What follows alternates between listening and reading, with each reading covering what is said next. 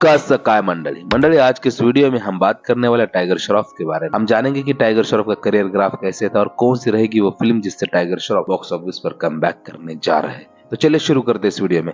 आपको बताता चलो गाइज कि सन 2014 में जब टाइगर श्रॉफ ने बॉक्स ऑफिस पर एंट्री ली थी बॉलीवुड में, इतना जबरदस्त ग्रैंड लॉन्चिंग हुआ था उनका कि उनके लॉन्च के बाद सबको लगा था कि ये बंदा बॉलीवुड का अगला सुपरस्टार बनेगा, क्योंकि एक सुपरस्टार के लिए चाहिए वो हर एक क्वालिटी इस बंदे में थी। लुक्स थे, डांसिंग बाप लेवल की थी और एक्शन बाय गॉड आज भी उनके आसपास कोई नहीं है। इतना बेहतरीन लेवल का एक्शन ये बंदा करते हुए नजर आता है। अपनी पहली फिल्म के साथ इन्होंने लोगों के दिलों में जगह बना ली। जहां पर लोग इनके लुक्स को क्रिटिसाइज कर रहे थे, वही लोग बाद में इनकी उसी लुक्स के फैन होने लगे, उनके उसी डांसिंग स्किल के लिए कायल होने लगे। और वही वजह थी जो इनकी सेकेंड फिल्म, जो कि अपने प्रभास अन्ना की फिल्म वर्षम का रीमेक थी बागी में, उनकी जबरदस्त एक्शन को देखकर लोगों ने उस फिल्म को 100 करोड़ पार पहुंचा दिया। उस फिल्म का बजट था 34 करोड़ रुपीज और उसने बॉक्स ऑफिस पर कमाए थे मोर देन 150 करोड़ रुपीज। और यही वजह रही कि उस फिल्म के आगे 3 फ्रेंचाइजीज आ गई। पर इसी बीच जो टाइगर श्रॉफ ने जो अन्य फिल्में की, मतलब अपने करियर की पहली फिल्म उन्होंने ब्लॉकबस्टर दी, दूसरी फिल्म ब्लॉकबस्टर दी बागी, और सबको लग रहा था कि उनकी तीसरी फिल्म भी ब्लॉकबस्टर होगी और बैक टू बैक अगर वो 3 फिल्में ब्लॉकबस्टर देते तो टाइगर इंडस्ट्री के ऐसे एक्टर बनते जो लॉन्चिंग के महज 3-4 साल के अंदर ही इंडस्ट्री में सुपरस्टार का दर्जा हासिल कर पाते। क्योंकि अगर आप बैक टू बैक 3 फिल्में 100 करोड़ की बाहर देते हो तो आपको उस इंडस्ट्री में सुपरस्टार मानने लगते हैं लोग, आपको एक हिट मशीन माना जाता है, आपको एक मनी मेकिंग मशीन मानने लगते हैं लोग, और वही होता है आपका सुपरस्टारडम। तो टाइगर श्रॉफ के साथ ऐसा हुआ नहीं। उनकी third film Munna Michael box office पर बुरी तरह से फ्लॉप साबित हुई और फिर सबको लगा कि शायद 2 फिल्में चली, एक आध फिल्म फ्लॉप हो ही जाती है। और उसके बाद आई उनकी फिल्म फ्लाइंग जट, जिसके बारे में मैं क्या ही कहूँ। टाइगर श्रॉफ खुद एक सुपर हीरो बनने की कोशिश कर रहे थे, पर वो फिल्म भी लोगों को कुछ खास सी भाई नहीं, जबकि उसमें एक्शन अच्छा था। एक जबरदस्त पॉजिटिव थॉट लोगों को देने की कोशिश की थी कि आप जितना ज्यादा गंदगी करोगे उतनी ही ज्यादा बुराई बढ़ेगी। पर उस फिल्म का जो एग्जीक्यूशन था, जो रेमो डिसूजा ने किया था, वही हाल हुआ जो रेस 3 के साथ हुआ था और वो फिल्म भी बॉक्स ऑफिस पर पिट गई। फिर बाद में टाइगर श्रॉफ की और भी फिल्में आई जिसमें नाम आता है वार, बागी 2 and student of the year 2, जिसमें से वार अब तक की टाइगर श्रॉफ की करियर की सबसे ज्यादा पैसे कमाने वाली फिल्म है। इसने ग्लोबली बॉक्स ऑफिस पर 500 करोड़ के आंकड़े को छुआ हुआ है। तो वहीं पर टाइगर श्रॉफ की फिल्म बागी 2, जो उनकी सक्सेसफुल फ्रेंचाइजी फिल्मों में से एक है बागी, इस फिल्म ने बॉक्स ऑफिस पर उस समय जब ये आई थी सन 2019 में, तब इस फिल्म ने बॉक्स ऑफिस पर 200 करोड़ से भी ज्यादा का कलेक्शन किया था। लगभग 260 करोड़ रुपीस का इसका बॉक्स ऑफिस कलेक्शन था, जबकि इस फिल्म का बजट 80 करोड़ रुपीस रखा गया था। आपको बताता चलूं गाइस, इस फिल्म के बाद जो आई टाइगर श्रॉफ की फिल्म थी स्टूडेंट ऑफ द ईयर 2, वो इतनी बुरी तरह से पीटी की इस फिल्म ने बॉक्स ऑफिस पर 2 डिजिट का तक कलेक्शन नहीं कर पाई थी और 2 डेज के अंदर ये फिल्म दर्शकों के दिलों से उतर गई थी। और फिर इसी फिल्म के बाद जो टाइगर श्रॉफ के पीछे 7.5 लगी, वो ऐसी बुरी लगी कि अब तक छूटने का नाम ही नहीं ले रही है। जी हाँ गाइस, इससे पहले स्टूडेंट ऑफ द ईयर 2 से पहले टाइगर श्रॉफ ने पूरी 5 फिल्में की थी, जिसमें से 3 फिल्में उनकी बॉक्स ऑफिस पर मेगा ब्लॉकबस्टर साबित हुई थी और 2 फिल्में फ्लॉप थी। तो एक एवरेज हीरो से लेकर चल रहे थे टाइगर बाबा, पर स्टूडेंट ऑफ द ईयर 2 के बाद उनका करियर पूरी तरह से बदल गया। हीरोपंती 2 के बाद टाइगर श्रॉफ ने 4 फिल्में की और उन चारों फिल्मों में से यदि उनकी लास्ट मेगा ब्लॉकबस्टर फिल्म कहे तो बागी 3 थी। वो भी उनकी बागी फ्रेंचाइजी का तीसरा हिस्सा था, इसीलिए वो फैन बेस की वजह से वो फिल्म मेगा ब्लॉकबस्टर रही बॉक्स ऑफिस पर। उस फिल्म का बजट 100 करोड़ के आसपास था और उसने जब कोविड शुरू ही हो रहा था उस समय पर भी बॉक्स ऑफिस पर 190 करोड़ से भी ज्यादा का कलेक्शन दिया था। इस तरह का भयानक क्रेज है उनकी बागी सीरीज का और इसी वजह से वो फिल्म बॉक्स ऑफिस पर चल पड़ी थी। अब बात करते हैं बाकी 3 फिल्में, जिसमें से नाम आता है उनकी गणपत, हीरोपंती 2 और अक्षय कुमार के साथ की हुई फिल्म बड़े मियां छोटे मियां। आपको बताते चलो इन तीनों फिल्मों के हाल कुछ इस तरह थे कि ये फिल्में बॉक्स ऑफिस पर ऐसी आंधे मुंह गिरी कि इनका बजट रिकवर करना था छोड़ो, ये फिल्में अपने बजट का आधा तक नहीं कमा पाई। जहां पर गणपत का बजट 300 करोड़ रखा गया था और इस फिल्म ने बॉक्स ऑफिस पर महज 17 करोड़ का कलेक्शन किया। वहीं पर बड़े मियां छोटे मियां का बजट 400 करोड़ के आसपास था और इस फिल्म ने बॉक्स ऑफिस पर 100 करोड़ के आंकड़े को नहीं छुआ। हीरोपंती 2 के बारे में तो मैं कुछ कहूंगा ही नहीं, कुछ बोलूंगा तो बवाल हो जाएगा। नवाजुद्दीन सिद्दीकी जैसे टैलेंटेड एक्टर होने के बावजूद भी ये फिल्म इतनी बवासीर थी कि एक फूटी कौड़ी भी नहीं भाई लोगों को। यही वजह है कि ये फिल्म बॉक्स ऑफिस पर डिजास्टर साबित हो चुकी है। आपको बताता चलो कि अपने टाइगर बाबा ने अपने 10 साल के करियर में लगभग 11 फिल्में की, जिसमें से उनकी बागी फ्रेंचाइजी की 3 फिल्में और उनकी डेब्यू फिल्म जो थी हीरोपंती अगर इससे छोड़ा जाए तो उनके खाते में एक सिंगल ब्लॉकबस्टर फिल्म नहीं है। अब हम वॉर की बात नहीं करेंगे, हम सब जानते हैं वॉर क्यों ब्लॉकबस्टर रही थी और टाइगर श्रॉफ का उसमें जो पोर्शन था वो कितना था, तो उसका क्रेडिट हम टाइगर श्रॉफ को नहीं दे सकते। अगर टाइगर श्रॉफ के सोलो हिट की बात करेंगे तो उनके पास सिर्फ 4 ही फिल्में हैं जो हिट सुपर हिट थी और उसमें से एक भी मेगा ब्लॉकबस्टर नहीं है। यदि उनकी फिल्म जो सेकंड फिल्म थी बागी फ्रेंचाइजी की बागी 2 उसे हम ब्लॉकबस्टर कह सकते हैं, बट इसके अलावा उनके खाते में एक भी ब्लॉकबस्टर फिल्म हमें देखने को नहीं मिलती है। और टाइगर श्रॉफ के हालात अभी कुछ ऐसे है कि वो जो भी फिल्म कर रहे हैं तो बॉक्स ऑफिस पर फ्लॉप तो छोड़ो डिजास्टर साबित हो रही।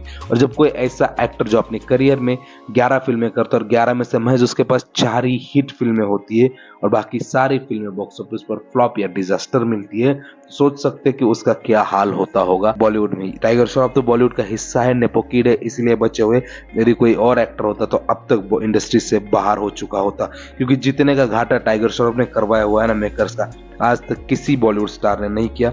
मैं जिस बंदे ने 10 साल के करियर में लगभग बॉलीवुड 1000 करोड़ से भी ज्यादा का चुना लगाया हुआ है और लगातार फ्लॉप की मार झेल रहे टाइगर, सिर्फ टाइगर ही नहीं बल्कि उनके फैन भी चाहते हैं कि उनका कमबैक हो और शायद इसी चीज को टाइगर ने काफी ज्यादा सीरियसली लिया और इसी वजह से वो उस फिल्म के साथ कमबैक करने जा रहे हैं जिन फिल्मों को लोग पसंद करते हैं। जी हाँ, मैं बात कर रहा हूँ टाइगर श्रॉफ की फिल्म बागी फ्रेंचाइजी की। बागी फ्रेंचाइजी का 4th पार्ट बनने जा रहा है और मेकर साजिद नागड़ियावाला वो टाइगर श्रॉफ पे इतना भरोसा दिखा रहे कि टाइगर श्रॉफ की फिल्म जो कि साजिद नागड़ियावाला की बैनर तले बनी थी गणपत, 300 करोड़ के घाटे के बावजूद भी वो टाइगर श्रॉफ पे दाव खेलने जा रहा है और उनकी फिल्म बागी 4 को वो प्रोड्यूस करने वाले। आपको बताता चलो कि उनका कहना है कि बागी 4 बागी के बाकी तीनों फ्रेंचाइजी से काफी ज्यादा बड़ी हो सकती है। शायद इस फिल्म का बजट 200-250 करोड़ रुपीस भी हो सकता है, ऐसा उनका कहना है। और ये फिल्म काफी ज्यादा ग्रैंड होने वाली, इसकी एक खास स्पेशल वजह और इस फिल्म में अभी केवल एक्शन ही नहीं बल्कि इसके साथ एक बेहतरीन कहानी भी हमें देखने को मिल सकती है। एज वी नो कि बागी फ्रेंचाइजी एक्शन के लिए जानी जाती है, पर अभी इसमें हम कहानी भी देख सकते हैं क्योंकि इस फिल्म की जो डायरेक्शन का जिम्मा उन्होंने सौंपा है उस बंदे के पास वो पोटेंशियल है कि वो इस एक्शन फिल्म में इतनी बेहतरीन कहानी का ट्विस्ट डालेगा कि ये फिल्म दर्शकों के दिलों पर उतरेगी और टाइगर श्रॉफ को वापस बॉक्स ऑफिस पर एक मेगा ब्लॉकबस्टर के रुख देखने को मिल सकता है। और फिर उसके बाद टाइगर श्रॉफ वापस हो सकता है कमबैक करे, क्योंकि अगर उसके बाद टाइगर श्रॉफ अपनी स्क्रिप्ट सिलेक्शन अच्छी रखते हैं, हीरोपंती की जगह बेटर फिल्मों को प्रेफर करते हैं, तो डेफिनेटली टाइगर श्रॉफ बॉलीवुड में आगे चल सकते हैं क्योंकि उनके पास वो हर एक चीज है। वही अगर बात करें टाइगर श्रॉफ की अपकमिंग प्रोजेक्ट तो वो हमें देखने को मिलने वाले है रोहित शेट्टी की सिंघम अगेन में। उसका एक लीगल पोस्टर रोहित शेट्टी ने शेयर करते हुए कहा था,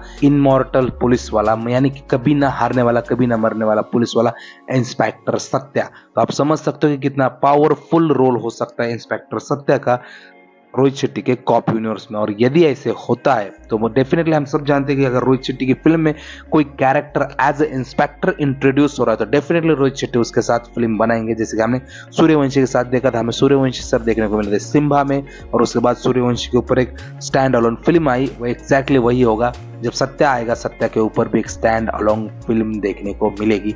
और इंस्पेक्टर सत्या जब रोहित शेट्टी के कॉप यूनिवर्स का हिस्सा बनेंगे तो देखना काफी दिलचस्प होगा कि किस तरह की फिल्म रोहित शेट्टी परोसते हैं। वो बात है कि हमें रोहित शेट्टी की उस कॉप यूनिवर्स की सत्या की फिल्म के लिए वेट करना पड़ेगा, क्योंकि इसके बाद रोहित शेट्टी एक कॉमेडी फिल्म करेंगे और देन अगेन वो अपने कॉप यूनिवर्स की तरफ मुड़ेंगे जैसे वो बार बार करते आ रहे हैं। तो शायद हमें सत्या के लिए वेट करना पड़ेगा, बस सत्या से पहले भी टाइगर श्रॉफ ने अच्छी स्क्रिप्ट चूज करना चाहिए क्योंकि बागी 4 तो उनका कमबैक करके देगी नो डाउट। और इस दिवाली इंस्पेक्टर सत्या भी उन्हें बॉक्स ऑफिस पर इस तरह खड़ा करेगा कि लोगों के दिलों में वापस उनके लिए क्रेज पैदा करेगा। टाइगर श्रॉफ के अंदर वो पोटेंशियल है, टाइगर श्रॉफ वो कर सकते हैं, बस उनका स्क्रिप्ट सिलेक्शन फिलहाल थोड़ा बिगड़ा हुआ है। यदि वो सुधर जाए तो टाइगर श्रॉफ को इंडस्ट्री में कोई नहीं रोक सकता। नो डाउट कि टाइगर श्रॉफ की अपकमिंग फिल्म बागी 4 बॉक्स ऑफिस पर मेगा ब्लॉकबस्टर होगी। इसकी खास वजह इसका बजट और इसकी फ्रेंचाइजी बेस है, वो तो है ही, पर इसके बावजूद भी एक ऐसी स्पेशल वजह है जो इस फिल्म को बॉक्स ऑफिस पर मेगा ब्लॉकबस्टर बना सकती है। यदि फिल्म 200 करोड़ के बजट के साथ आती है तो ये फिल्म बॉक्स ऑफिस पर 2000 करोड़ का पोटेंशियल रखती है। वो पोटेंशियल है डायरेक्टर हर्ष। जी हाँ, मैं आपको बताता चलूं कि डायरेक्टर हर्ष एक कन्नड़ा फिल्म डायरेक्टर है और इन्हें कन्नड़ इंडस्ट्री का अगला प्रशांत नील कहा जाता है, क्योंकि इन्होंने अपने करियर में अब तक सिर्फ 10 ही फिल्में बनाई और इन 10 में से 6 फिल्में हिट है, 2 फिल्में ब्लॉकबस्टर है और 2 फिल्में ऑल टाइम ब्लॉकबस्टर है। यानी 200 के 200 फिल्मों ने बॉक्स ऑफिस पर झंडे गाड़े हुए। तो आप समझ सकते हो टाइगर श्रॉफ को किस तरह की फिल्म डिलीवर कर सकते हो। और जितनी भी हमने कन्नड़ा फिल्में देखी, चाहे KGF हो या फिर अभी जो प्रशांत अन्ना की आई थी फिल्म सलार दिन, उसके बाद उससे पहले आई फिल्म कांतारा, चार्ली 777, ये सारी फिल्मों की कहानियां कितनी बेहतर होती है। कन्नड़ा फिल्म इंडस्ट्री के पास कहानी का भंडार है और जब कोई कन्नड़ा डायरेक्टर इस फिल्म को अपना टच देके बनाएगा तो डेफिनेटली ये फिल्म लार्जर देन लाइफ तो होगी, पर साथ ही साथ ये फिल्म कन्नड़ा, मलयालम, तेलुगु के साथ साथ पूरे नॉर्थ एंड साउथ में ब्लास्ट करेगी। और आप में से कितने लोगों को लगता है कि यार सच में टाइगर श्रॉफ ने ब्लास्ट करना चाहिए और टाइगर श्रॉफ इस तरह का कमबैक डिजर्व करते हैं? एक टाइम के लिए यदि उनकी एक्टिंग स्किल्स को थोड़ा बहुत साइड में रखेंगे तो बंदा तो हार्ड वर्किंग है यार, पर इसके बावजूद भी जो वो चाहिए वो उसे अभी तक नहीं मिला है। आप में से कितनों को लगता है कि टाइगर श्रॉफ का कमबैक होना चाहिए? अपने जग्गू दादा का बेटा है, इंडस्ट्री में आगे जाना चाहिए। जो भी आपकी राय होगी नीचे कमेंट करके बताएं। और आप में टाइगर श्रॉफ की बागी फ्रेंचाइजी में से कौन सी फिल्म आपको सबसे ज्यादा पसंद आई थी वो नीचे कमेंट करके बताइए, या फिर इन तीनों ही फ्रेंचाइजी में किस में आपको सबसे बेहतरीन एक्शन लगा था वो नीचे मुझे बताइए। और गाइस साथ ही साथ ये भी बताना मुझे कि आप टाइगर श्रॉफ के इंस्पेक्टर सत्या वाले लुक के लिए रेडी हो या इंस्पेक्टर सत्या के रूप में आप टाइगर श्रॉफ को देखने के लिए एक्साइटेड हो। जो भी आपकी राय होगी नीचे मुझे कमेंट करके बताइए। और राइट दोस्तों, आज के लिए बस इतना ही। यदि वीडियो अच्छा लगता है तो प्लीज यार इसे अपने दोस्तों के साथ शेयर कीजिए और जाने से पहले मेरे चैनल को लाइक, शेयर एंड सब्सक्राइब करना मत भूलिए। आज के लिए बस इतना ही, फिर मिलते हैं नेक्स्ट वीडियो में। Bye bye.